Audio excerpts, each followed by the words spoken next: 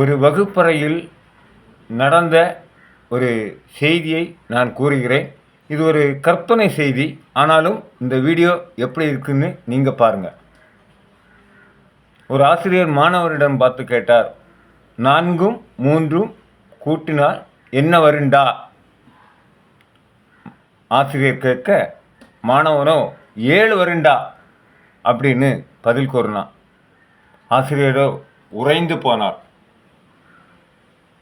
ஏனென்றால் அவனோ டா, ஆசிரியரோ டா என்று அவனிடம் கேட்க, மாணவனோ டா என்று பதில் கூறினான்.